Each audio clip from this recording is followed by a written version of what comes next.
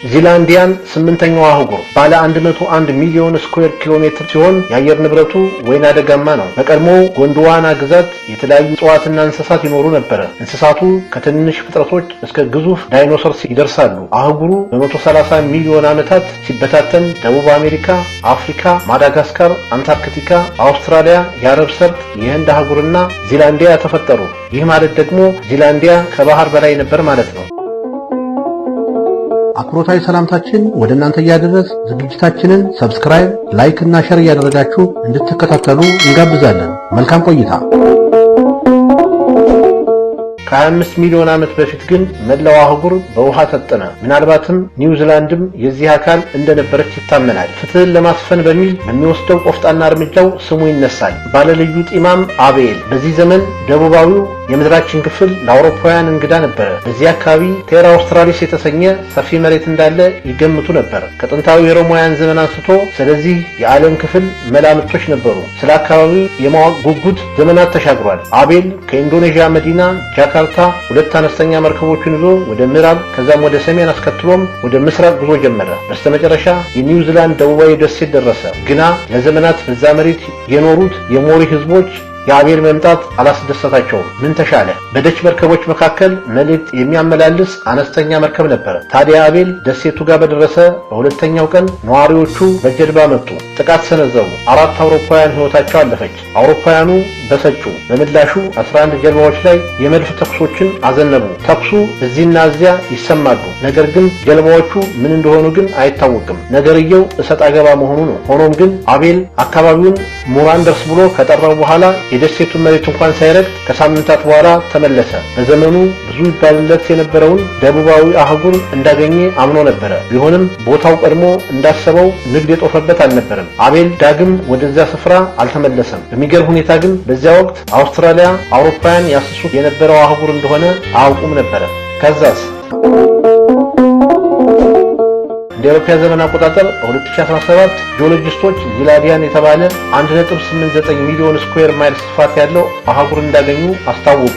አህጉሩ ከማዳጋስካር 6 እጥፍ ይበልጣል። አህጉሩ በሞሪ ቋንቋ ቴሩ አማይ ተብሎ ይጠራል። እርግጥ እስከዛሬ ድረስ በምድራችን ላይ 7 አህጉሮች እንዳሉ ሲነገረን ቢቆይም ምስጋና ለጂኦሎጂስቶቹ ይሁንና 8ኛ አህጉር እነሆ ብለውናል። ታዲያ ይህ 8ኛ አህጉር የምድራችን ትንሹ ስሱና አዲሱ በመሆን የሚበልጠው አህጉር የለም። በሚደንቅ ሁኔታ የአህጉሩ 94 በመቶ መሬቱ ከውሃ በታች መሆኑ ሲሆን ጥቂት ክፍሉ ደሴት ነው። ይህም ኒውዚላንድን ይጨምራል። ዚላንዲያን ያገኘ ቡድን አባል የሆኑት በኒውዚላንድ ክራውን የጥናት ተቋም የሚሰሩት ጂኦሎጂስት አንዲቱሎች በእርግጥም አህጉሩ በግልጽ የሚታይ ቦታ ቢሆንም በጥናት ለማግኘት ግን ዓመታት መውሰዱ ይናገራሉ። ይህ አህጉር አሁን ሚስጥራዊና አስደናቂ ነው። ብዙ የማይታወቅ እውነታዎችም ከ2 ኪሎ ሜትር ውሃ በታች ይዟል። አህጉሩ እንዴት ተፈጠረ?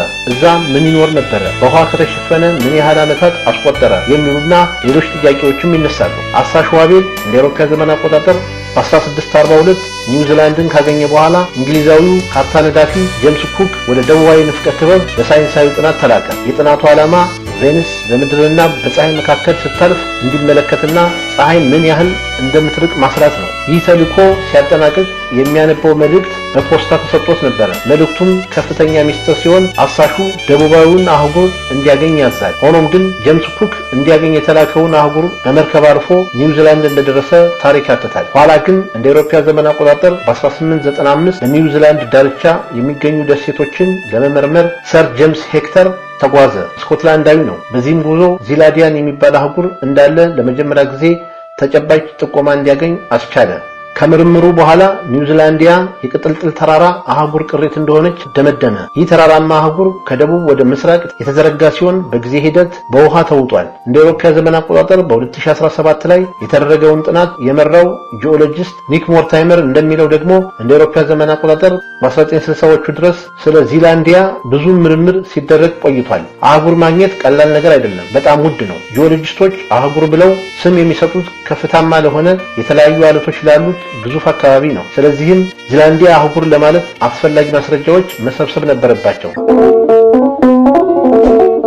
ታዲያ እንደ አውሮፓውያን ዘመን አቆጣጠር በ1995 አሜሪካዊው ጂኦሎጂስት ብሩስ ሊዌንደር ዚላንዲያ አህጉር ብሎ ጠራው። ይህ ተከትሎ ጥናቱ ተጧጡፏል። የተባበሩት መንግስታት የባህር ስምምነት እንደሚለው ሀገራት ከግዛታቸው ውጭ 370 ኪሎ ሜትር ርቀት ውስጥ ያለ የተፈጥሮ ሀብት ላይ የባለቤትነት ጥያቄ የማንሳት መብት አላቸው። ይህ ማለት ኒውዚላንድ የአዲሱ አህጉር አካል እንደነበረች ካስመሰከረች ግዛቷን በ6 እጥፍ ታሳድጋለች ማለት ነው። አለትና ሌሎችንም ማስረጃዎች ሲሰባሰቡ ዚላንዲያ አህጉር መሆኗ ወደ መረጋገጥ ተቃረበ። የመጨረሻ ማስረጃ የሳተላይት ምስል ነው። ምስሉ መሬት ላይ በተለያዩ ወቅት የነበረውን ለውጥ በመመዝገብ ማስረጃ ያቀርባል። ዚላንዲያ ለዓለም ሕዝብ ሲተዋወቅ በምድር ላይ ካሉ የውሃ አካላት ይዞታዎች ትልቁ እንደሆነ ታውቋል። ጂኦሎጂስት ኒክ ሞርታይመር ደስ የሚል አካባቢ ነው። እያንዳንዱ አህጉር በውስጡ የተለያዩ ነገሮች አሉት። ዚላንዲያ ግን ባለ 3 ግዛት ነው ይላል።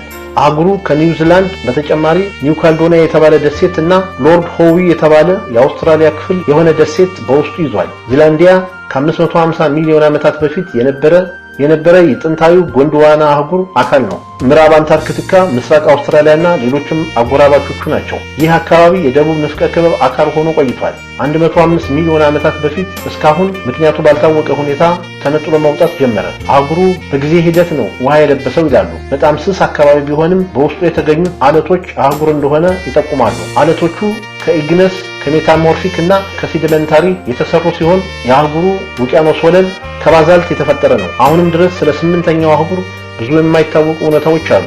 ዚላንዲያ በጣም ስስ ሆኖ ሳለ እስካሁን ድረስ ተበትኖ ወደ ትንንሽ አህጉሮች ሳይከፋፈል ለምን እንደቆየ አልታወቀም። ለምን ውሃ እንደለበሰ፣ ውሃ ከመድረሱ በፊት ደረቅ መሬት ይሁን አይሁን እርግጡን እንዲህ ነው እንዲያ ነው የሚል እስካሁን በዚህ አልተገኘም። በእርግጥ ከጥቂት የአህጉሩ ደሴቶች በተጨማሪ አብዛኛው መሬት ከድሮውም ውሃ የለበሰ መሬት ነበረ ብለው የሚከራከሩ ተመራማሪዎች ያሉ ሲሆን ቀድሞም ደረቅ መሬት እንደነበር የሚያምኑ ባለሙያዎች አልታጡም። በደቡብ ንፍቀ ክበብ ግዙፍ እንስሳት ቅሪተ አካል ማግኘት የተለመደ ባይሆንም እንደ ዳይኖሰርስ ያሉ የእንስሳት ቅሪተ አካል ተገኝቷል ነው የሚሉት ባለሙያዎቹ። እንደ አውሮፓውያን ዘመን አቆጣጠር 1960ዎቹ ኒውዚላንድ ውስጥ የዳይኖሰርስ የጎን አጥንት መገኘቱ ይታወቃል። እንደ አውሮፓውያን ዘመን አቆጣጠር በ2006 ላይ ደግሞ በቀላሉ የማይገኙ ስጋ በል እንስሳት የእግር አጥንት ተገኝቶ ነበረ። እንስሳው አሉሶር ሊሆን እንደሚችል ይገመታል። የተገኘውም በቻታም ደሴት ላይ ነው። እነዚህ ቅሪተ አካሎች እንደሚያሳዩት እንስሳቱ የነበሩት ዚላንዲያ ከጎንድዋና ከተገነጠለ ወዲህ ነው። በእርግጥ ይህ ማለት ዳይኖሰሮች በመላው ዚላንዲያ ውስጥ ኖረዋል ማለት ላይሆን ይችላል። ሩፐርት ሱተርላንድ በቪክቶሪያ ዩኒቨርሲቲ የጂኦፊዚክስ ፕሮፌሰር አህጉር ሳይሆን ግዙፍ እንስሳት ይኖራሉ ወይስ አህጉሩ ሲጠፋ እንስሳቱ ይጠፋሉ የሚለውን አከራካሪ እንደሆነ ይናገራሉ። ለምሳሌ ኒውዚላንድ ውስጥ ኪው የሚባል የወፍ ዝርያ አለ።